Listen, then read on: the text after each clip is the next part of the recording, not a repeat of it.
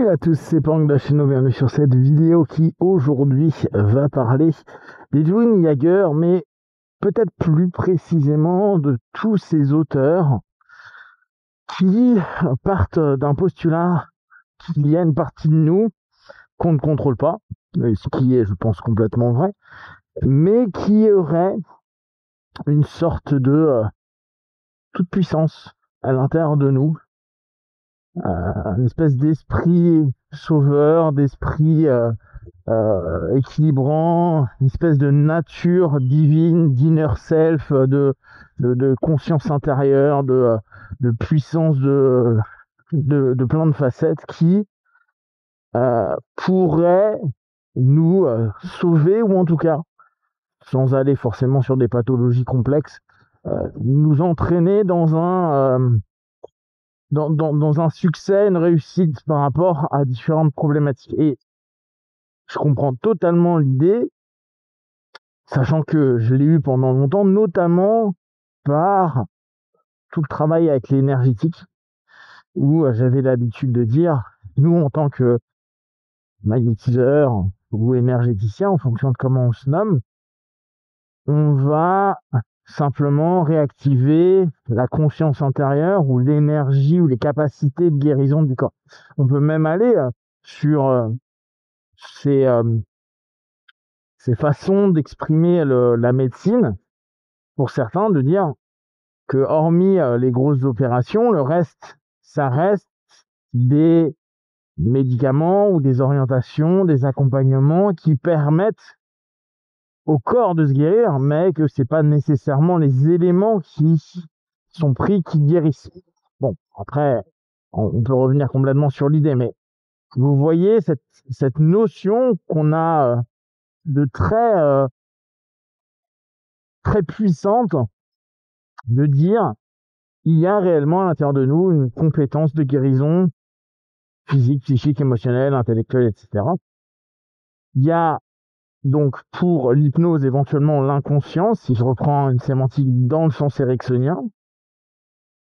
Dans le sens hypnose directe, tendance hellmanienne, également, hein, pour certains, un subconscient particulièrement puissant si tu lui donnes les bonnes informations. Un petit peu comme si le rôle de l'hypnothérapeute ou de l'auto-hypnotiste, c'était de trouver la combinaison de mots qui allait faire que le pouvoir de guérison puisse se libérer. Et sincèrement, j'aime bien l'idée, mais l'expérience, et je prends complètement le fait que je suis biaisé sur le sujet, ne me montre pas qu'il y a un espèce de tout-puissant incompréhensible. Alors, est-ce que c'est parce que j'aime à mettre une rationalisation? Justement parce que j'ai été de ceux qui vraiment étaient complètement dans le monde énergétique et dans le monde donc magnétique, à me dire bah tout ne s'explique pas forcément, et pourtant il y a des résultats, et des résultats vraiment incroyables, pas incroyables, ouais, impressionnants. Du coup, je reviens sur Yager, hein, qui était la personne dont je voulais vous parler. Donc Edwin Yager, qui a été un grand hypno américain. Il a créé la Yagarian Therapy.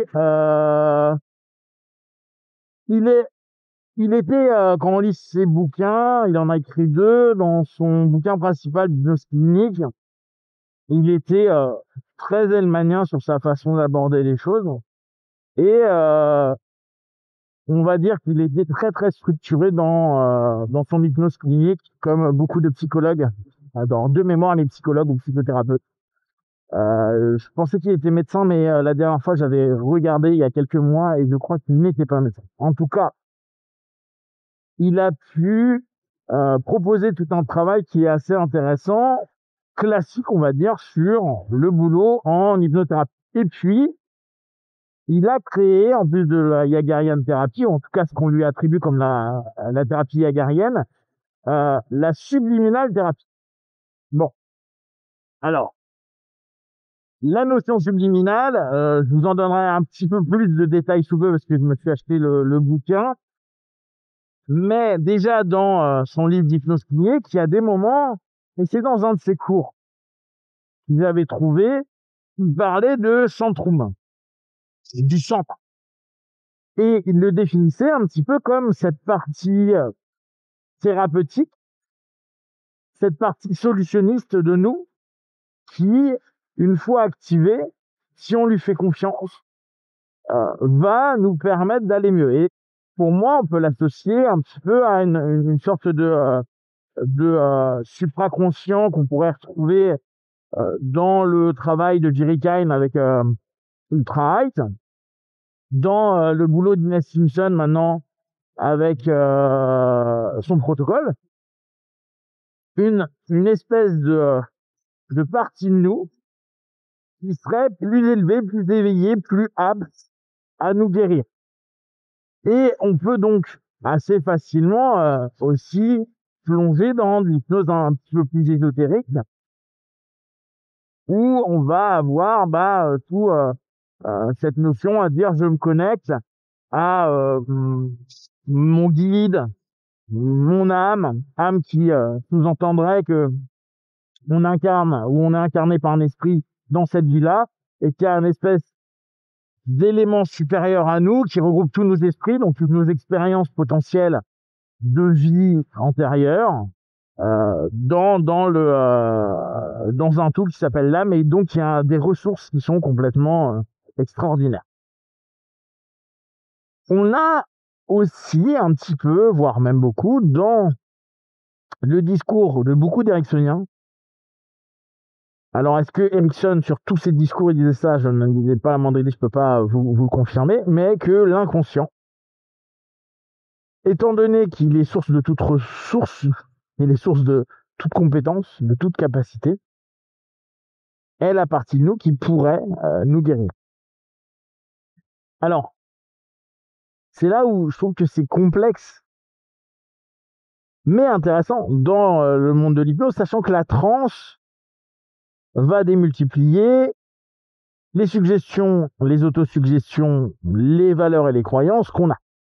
Dans cet état-là, avec un objectif donné ou orienté, parce que parfois c'est décidé par l'opérateur, donc c'est une orientation de l'opérateur, avec l'exploitation des croyances, des possibilités, des capacités, se dire, il y a une partie de moi où j'ai juste à trouver le bon code. Alors le juste, il est quand même pas si simple que ça. Que vous soyez en hypnose directe ou indirecte, ça vous fait quand même créer un ensemble de métaphores par rapport à un tailoring, c'est-à-dire une adaptation que vous allez faire sur l'ensemble des récits, des discours et des partages qu'a pu vous faire votre partenaire. Mais il y aurait, même dans ce langage non spécifique, on va dire que c'est un code qui va être plus en symbole pour les indirects et un code ultra précis pour les directs, parce qu'on partira du postulat que la suggestion doit être claire, précise, simple et directe. Du coup, il y a un côté assez sympa de se dire, nous en tant que praticiens ou en tant qu'auto-hypnotiseur, on cherche la clé, le mot. C'est pour ça que la compréhension causale, que les retours aussi sur nos propres blocages et tout peuvent être des éléments où on va travailler différents aspects de nos problématiques, et qu'à un moment, sans même qu'on se rende compte, il y a un changement comportemental, émotionnel, intellectuel, cognitif de notre mal-être, parce que on a déverrouillé le code de notre cadenas intérieur qui maintenait le pathos. Avoir cette idée de je propose un ensemble d'éléments et je communique un petit peu comme une thérapie des parties avec cette partie subconsciente élevée, inconsciente élevée, centrum, ce que vous voulez. Un côté assez cool, je trouve, pour les personnes qui sont dans cette croyance-là. Par contre, pour quelqu'un qui est hyper rationnel, qui en plus éventuellement a fait beaucoup d'actions sur lui au préalable pour éviter le pathos ou le symptôme, c'est moins fonctionnel.